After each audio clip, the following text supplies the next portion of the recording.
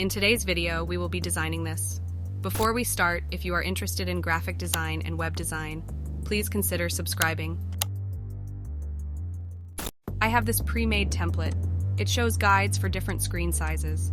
I will be focusing on this area since it will be visible for most laptops and phones. We start with the background. I have a yellow desk area that I liked. Copy past it to the left. It doesn't have to make sense or look good. We will barely see it at the end. We put opacity and fill around 20%.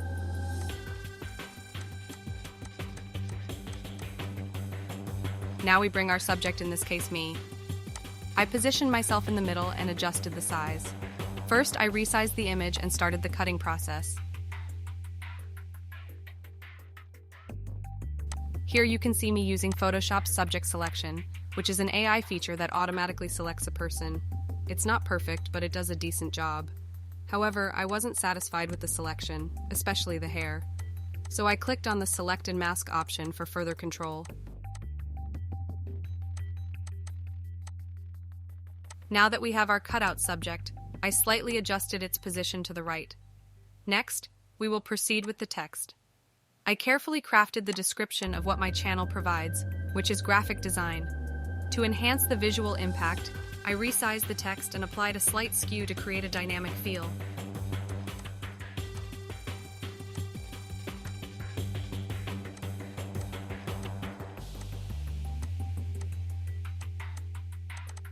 Additionally, I incorporated the phrase "tutorial by Noor" while ensuring it maintains a smaller size, so as not to overshadow the main text.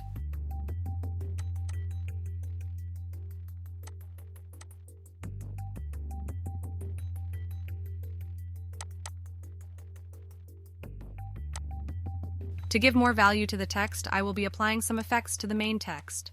The first effect is gradient colors. I was experimenting a little bit on the colors, but at the end I chose a simple gradient from orange to yellow. Here is a screenshot of my sittings.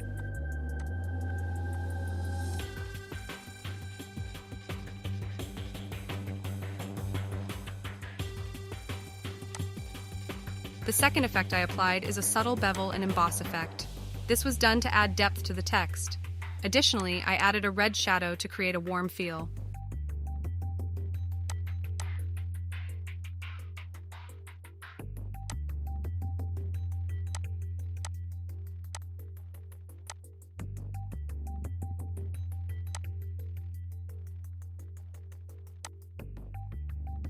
For the third and final effect, I incorporated a drop shadow. This shadow has a darker orange shade, which helps to create a slight 3D illusion, adding visual interest to the design.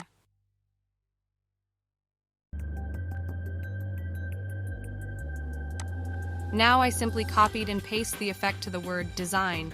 To copy an effect from a layer to another, you simply hold Alt or Option key, and drag the effect to the wanted layer.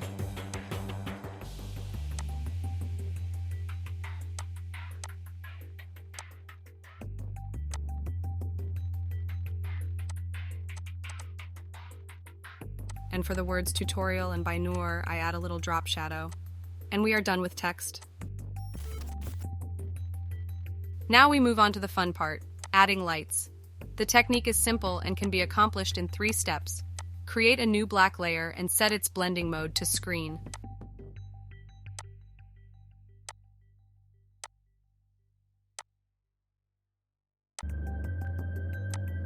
Add another new empty layer and clip it inside the black layer. Above the empty layer, add a gradient map effect. The gradient map should start with black and end with white. In between, choose a darker shade and a lighter shade of a color.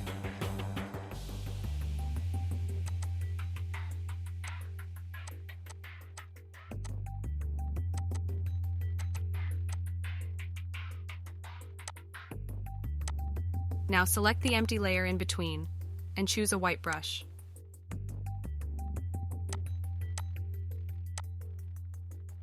Begin painting on the areas where you want the lighting effect to be applied.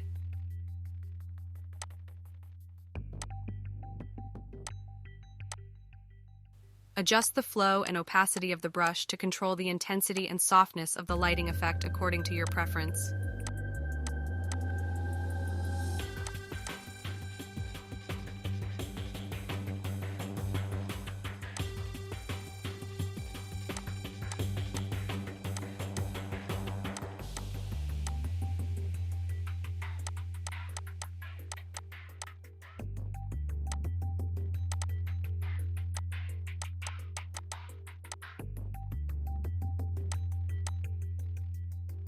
If there are any areas you wish to remove the lighting from, you can use the eraser tool to delete those unwanted portions. This gives you precise control over the placement and appearance of the lighting effect.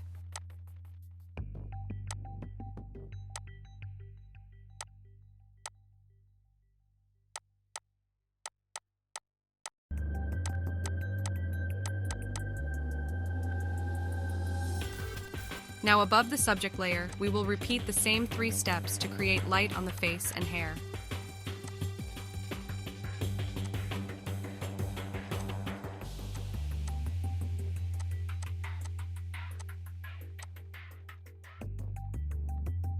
However, we need to address the issue of the lighting appearing stiff and harsh, which doesn't look realistic.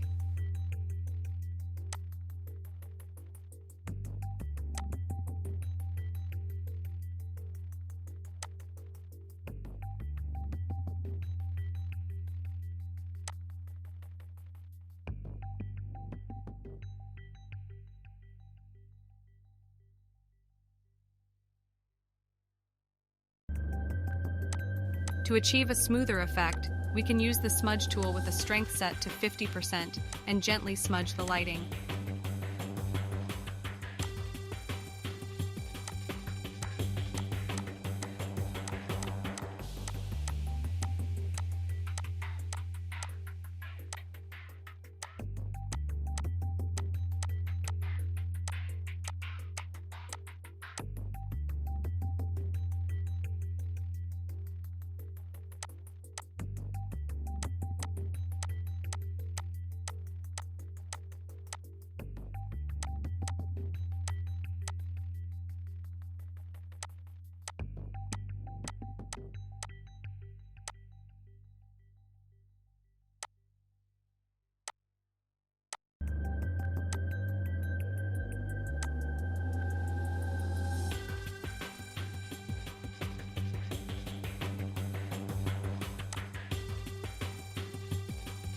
For the hair, I used a smaller brush size and continued painting and smudging to ensure a more natural appearance. Here's a helpful tip. If you plan to try this effect on yourself, I recommend shaving your head bald beforehand. This will save you approximately an hour of work.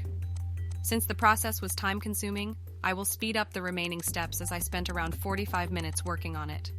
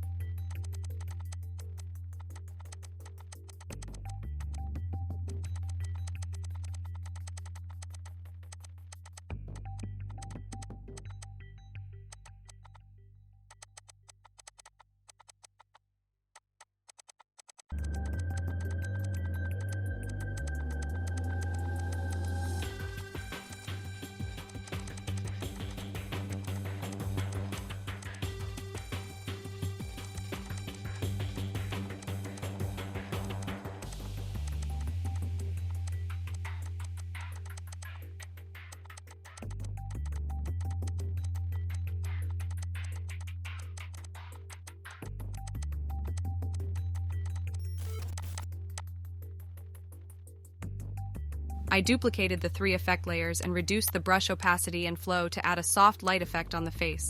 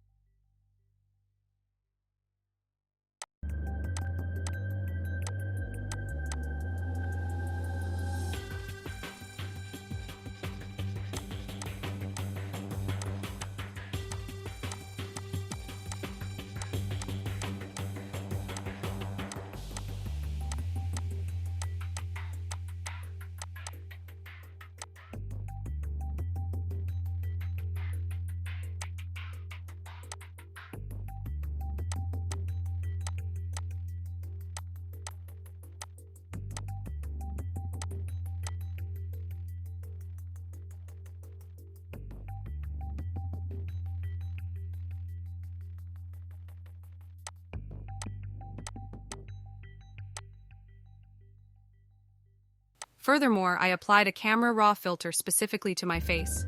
I increased the sharpness and clarity, reduced the shadows, and added a slightly warmer tone.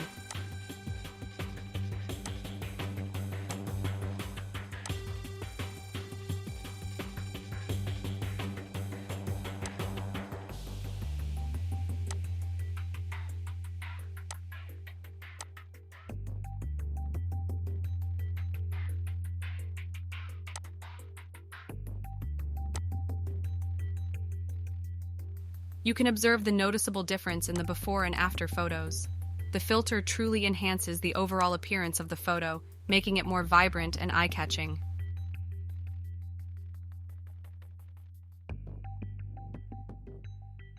I added the logos of Photoshop and Illustrator since they are the two softwares I use most frequently. To make them stand out, I applied a bevel and emboss effect, adding depth and dimension.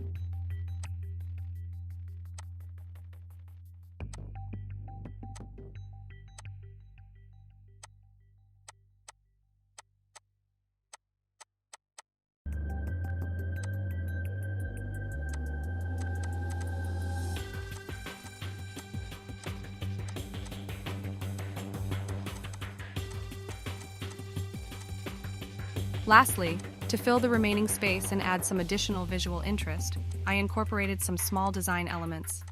These elements were given similar effects to maintain consistency throughout the composition.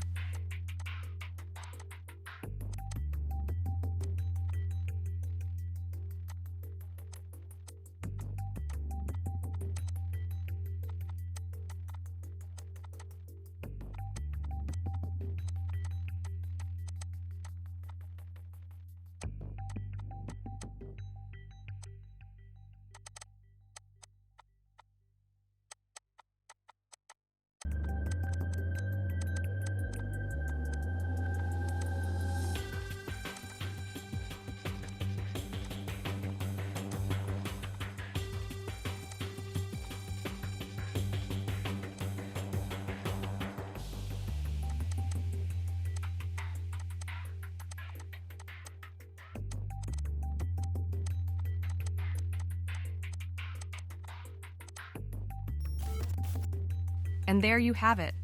We are all done with the editing process. Here is the final design. Thank you for watching. Stay tuned for more upcoming tutorials.